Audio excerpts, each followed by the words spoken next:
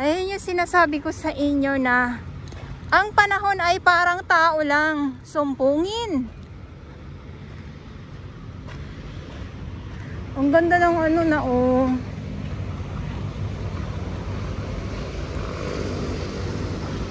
Green na green na naman.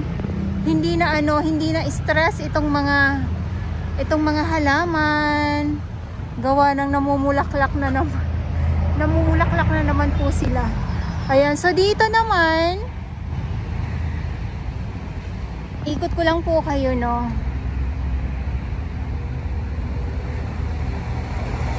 Ang liwanag.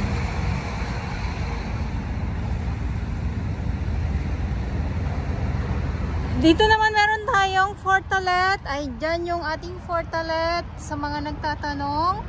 Pero itong banyo nga po dito ay hindi pa po siya bukas sa publiko. Ayan, sa mga nagtatanong po. At ito naman po ay maayos pa din, nililinis pa din po. Paulit-ulit na lang po ako ng paliwanag. Ming!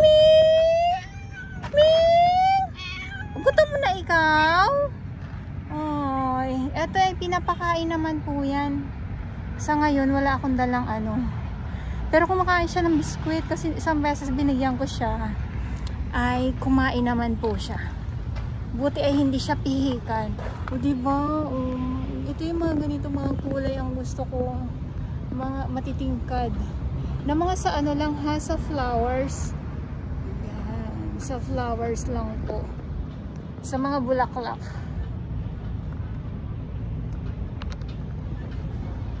Siyempre, pag ganitong mga nasa kabulaklakan na naman ang aking mga nakikita, ako ay napapahinto talaga. Alam niya naman po yan. Masarap magmuni-muni, lalo na pag mahangin, yung mga ganyan. Tapos may mga flowers tayo nakikita. Ay, may paru-paro pa. Ayan, di ba? Mas nakakawala po ng ng mga kung ano-ano mga iniisip natin. Nakakawala ng stress. Kayo ba? Kung ano may mga problema na pinagdadaanan natin. Sabi ko nga, kung may mga flowers sa mga tanim o mga halaman, pagmasdan nyo lang po sila. Nakaka-relax na po. Masarap sa mata. Ayan. So, syempre, nakatutok na naman ako sa mga halaman. At dito muna tayo sa dito po muna tayo sa mga syempre, halaman pa din at mga bulaklak. Natatawa ako. Natatawa po ako. Ayan. Iba't iba yung nila. Ayun, hindi na sila na stress na kasi yung super yung nagbagyong Karina at nihabagat. Parang sila, parang nalanta sila kasi parang nasobrahan sila ng nasobrahan sila ng dilig, kaya ganon. Kaya parang hindi ko sila nakitaan na namulaklak na ganito. Yan. Hindi ko sila nakitaan. Ngayon kasi ang ganda, tingnan nyo naman yan, di ba? Pasensya naman po. Naaliw na naman po ako. Natuwa na naman po ako. At mamaya ay dahil madilim, mamaya ay uulan na naman po, sa totoo lang. At eto na po, isang tumpok na water lily po ang nandyan, ayan. So ang bagsak po niyan, ang tambay po niyan ay dito sa dalampasigan po ng dolomite po. So yun. Kayo naman, nagpatalastas lang po ako dito sa nagpatalastas lang po ako dito sa mga halaman na nandito ngayon. Basta naaaliw po kasi talaga ako pag nakakakita po ako ng mga halaman na namumulaklak po. Ganon. Okay? So Thursday, ito yung entrance. Sa mga hindi po nakakaalam. At syempre yung ating mga warriors, ang ating mga MMDA, Estero at Tupad na nandito ngayon na naghahakot ng samot-saring mga kalat po. Ayan, so nandyan sila. Ayan, so kanina yung isa umalis na, ito naman po.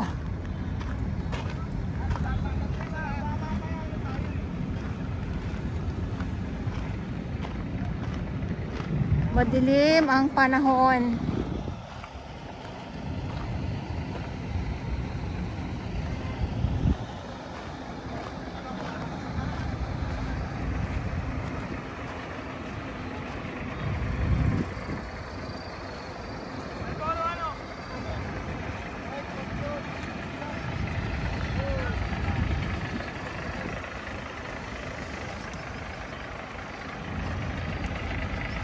Ayan, hakutan.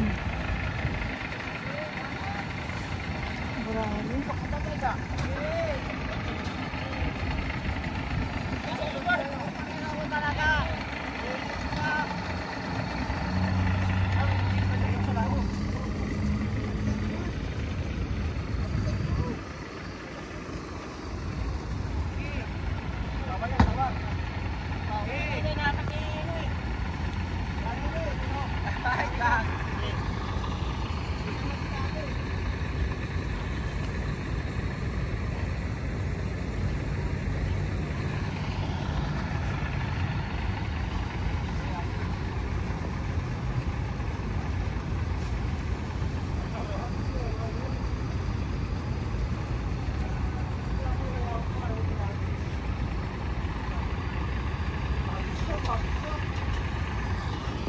At yung sinasabi ko po sa inyo, yan o, isang tumpok. Siyempre ang bagsak niyan dito pa din po. Tapos yung kanina na sa laot, andito na sila. Ayan o, yan, nandyan na sila. Tapos mamaya hanggang hapon, so nababawasan. Sabi ko nga, mayroong pumapalit.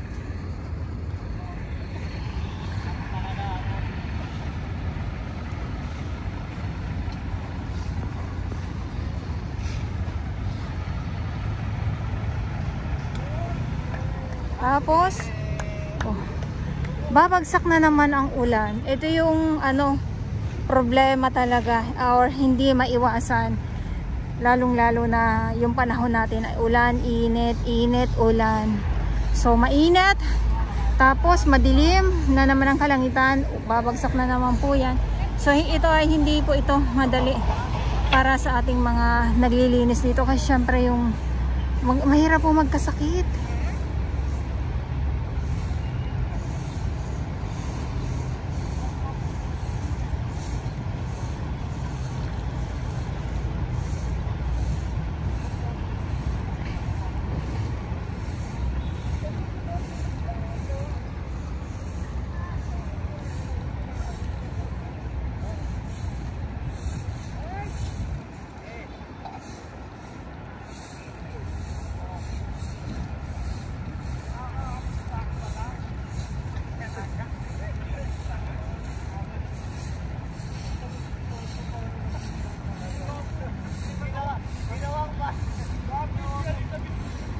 Ayan.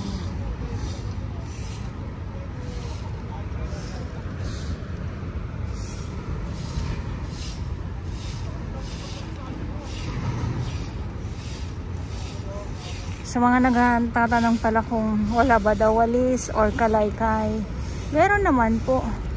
Kailangan po may walis at saka kalaykay para hindi po nasasama yung dolomite paglagay sa sako, kasi pag nasama, wala na po.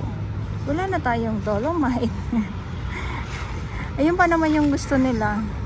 Wala tayong makitang dolomite na